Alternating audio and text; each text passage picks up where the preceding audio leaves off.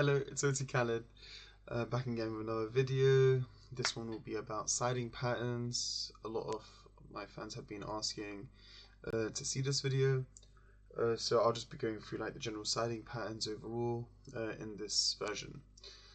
So hear me out. Like quite a bit of the choices might be a bit interesting, but I'll try to get through like all the reasoning in this video. So for going first, it's very simple. These two for these two. So the broken merit of this deck is that the only card that technically doesn't support you going first post side is Free Crown, MST in some way, shape or form, FNV, Droplet. They can all like technically help you resolve your combo in some way, shape or form in certain like weird hands. Or if your opponent hand traps you, FNV, pop your own card to like resolve Vanquish Search, or your opponent uses like an early Fiendsmith, you have an Anguish, Droplet Sack Goblin, and then you can Anguish target the Goblin, for example. Or a scenario I've had in the past where I've gone normal, gone wild, my opponent has impermed it, and I have a combined in hand, and then I've had to set Memento Fusion, MST pop it, Banish Fusion, pop the Gone Wild, Search Party, full combo that way. There's just a bunch of different variations, but the whole point is you can always loop into like all your cards can essentially support you in resolving your engine, which is a really cool merit of this deck. But that's the going first. The going second. So just to explain this part, all of these cards are potential side out targets. I don't believe there's any other card that you really side out. Like maybe MST in certain matchups, but not really that often. So going into the main siding pattern, let's cover the best 3 decks of the format for now. So let's say Detail and Radiant Typhoon, it's the exact same. It's these 7 cards. You do not need more. None of these cards. Nothing else. This is perfect the way it is. So it's Gone Wild, Dark Blade, Trihorn, Grand Entrance. Against RT, like you can argue like you don't want the cool buy more, and like you could choose something else. But generally, like it's pretty much just always this. Like the cool buy even against Detail isn't even that great, and I'd rather just see like another one of the cards. So this is pretty much the siding pattern for a Dragon Tail and Radiant Typhoon. So you keep the Radiant Typhoon stuff because like it's really strong into their balls. Obviously, like into RT, Doug can come up into Totem Bird because it can detach a material, and then because Totem Bird has to attach 2, Doug kills the Totem Bird interruption, and then it also gets you an extender. So that's like a broken scenario you can go through. But then also into Detail, even though this card isn't a real card in terms of being able to use it against them as an extender, being able to make this into a starter or an extender is extremely broken. And the most important merit is that sometimes you want this just to be a pure extender, and you can't, and because you have to like hold this for later. Just random scenarios just come up in that scenario, and you need to be able to like summon Doug. Like, because if you just played Goblin and you've already normal summoned, it does these cards do nothing outside get you a vision draw. And sometimes if you start with Sven, that means it doesn't even get you to that, and it just searches Goblin for no reason. Sometimes it comes up with like Spoon Party, but hardly ever. So this is for the Radiant Typhoon. For VSK9, the siding pattern is pretty much as goes. I don't really side in Santa, and I try to keep a bit more like engine than usual. So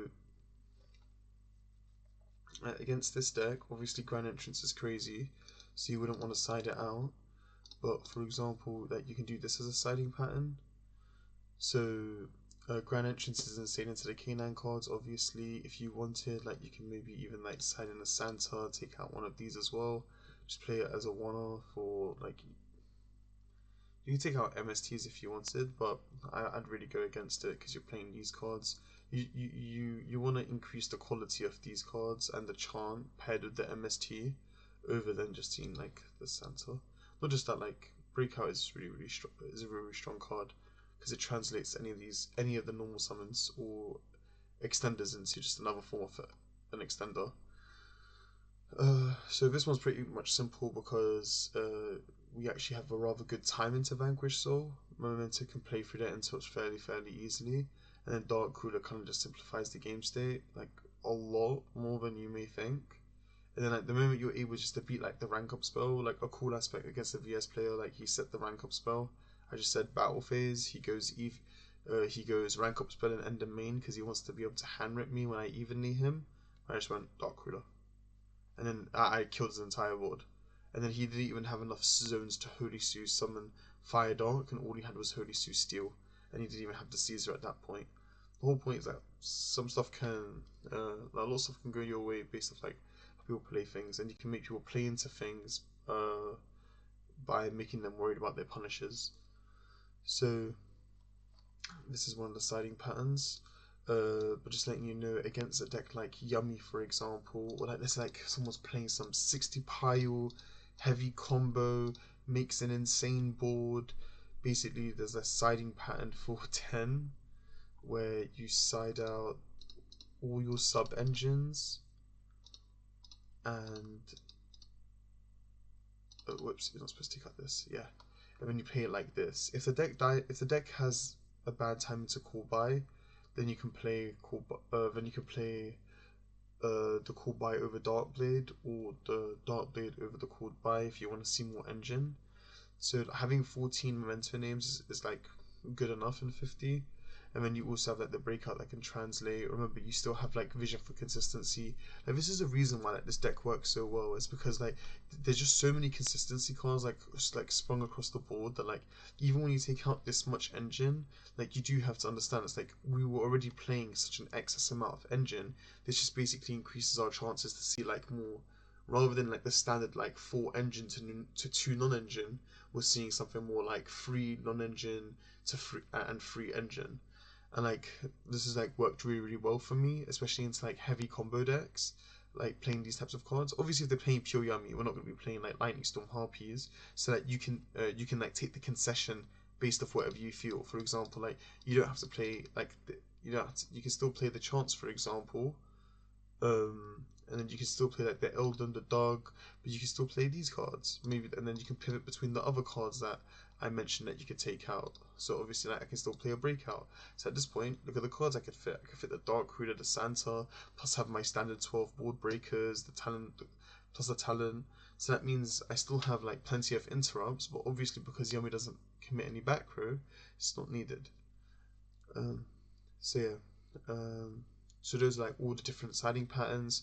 The ones against like decks with back row, the ones if your opponent's playing an extreme heavy combo deck and you want to play just all the board breakers while playing the least amount of engine.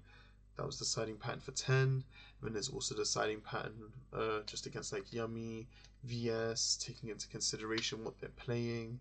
But yeah, also remember like you playing Dark Ruler Santa along with all your other breakers, you have plenty of outs. The card you have the biggest problem with is probably Diabells, but then even then that's why we're playing Santa Claus and Dark Ruler, because that's the out for that. If they play Invader, you have 15 outs. If they play Spell Canceller, you have Santa Claus only. But yeah, Diabells and Santa Claus are the problem, but the thing is, decks that play Spell Canceller aren't really real this format, in my opinion, just from what I've seen. And then decks that play Diabells is mainly like decks like Branded, but you play Dark Ruler and Santa, so, and not just that, you naturally have a good matchup into Branded, and it's not just a guaranteed card in everyone's list. It's not like Gimmick Puppet where you summon this card, you just win the Dawn on the spot. So yeah, that's the video. I hope you guys liked it. If I missed any matchups that you guys want to know, like I'll write it down in the comments. Just let you know. Please stick to like proper like meta decks. Like Rogue is fine. Just nothing like what's the siding pattern for Volcanic. I wouldn't know. But yeah, hope you guys enjoyed the video. Like and subscribe to see more. See you guys in the next video. Have a good day. Bye bye.